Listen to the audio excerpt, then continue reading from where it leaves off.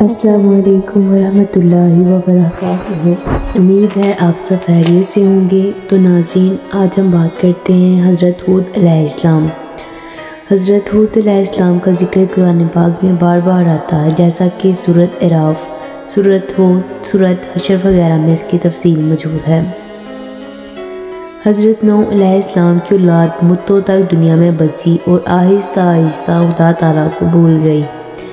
شیطان نے پھر ان کو بہکا کر بتوں کی پوجا پر لگا دیا۔ خدا تعالیٰ جو اپنے بندوں پر بڑا رحم کرنے والا ہے، اس نے پھر حضرت ہود علیہ السلام کو اپنا پیغمبر بنا کر ان لوگوں کے پاس بھیجا، اور انہوں نے اپنی قوم سے جو عاد کہلاتی تھی کہا کہ تم خدا کی عبادت کرو، اس کے سوا تمہارا کوئی معبود نہیں۔ میں تم سے اس بات کی نصیحت کے بدلے کوئی مزدوری نہیں مانگتا، مجھے تو اس کا بدلہ خدا دے گا جس نے مجھے پیدا کیا ہے۔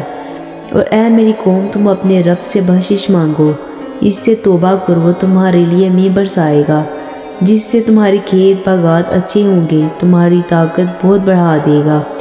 وہ بولے کہ اے ہود، ہم تمہارے کہنے سے اپنے بتوں کو نہیں چھوڑ سکتے، تم کوئی نشانی دکھاؤ، ہم تو یہ سمجھتے ہیں کہ ہمارے بتوں میں سے کسی نے تم پر عصیب کر دیا اور تم دیوانے ہو گئے ہو۔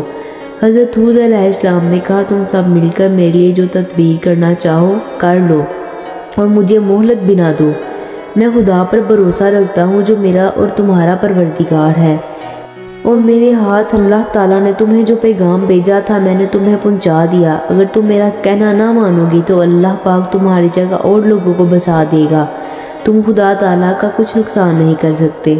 اس پر ان کی قوم نے کہا کہ روز تو ہمیں خدا کے عذاب سے ڈراتا ہے، جب آپ نے خدا سے کہا کہ ہم پر عذاب نازل کر دے، اس میں ہرگز دیر نہ کرے۔ حضرت ہود علیہ السلام پر جو ایمان لائے تھے وہ غریب اور کمزور تھے، اور جو کافر تھے وہ مالدار تھے اور سردار تھے۔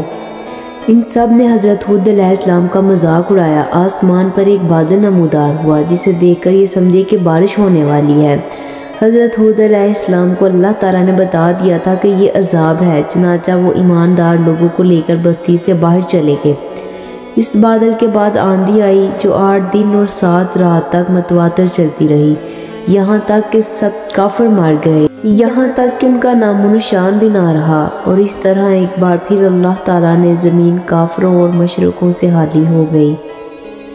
بے شک جو نیک لوگ ہیں جو اللہ تعالیٰ پر ایمان لائے، وہ دنیا میں بھی کامیاب ہو گئے اور آخرت میں بھی۔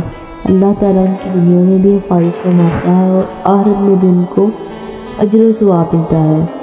خدا بہت رحیم و کریم ہے، وہ اپنے بندوں کے ساتھ کبھی ناانصافی نہیں کرتا۔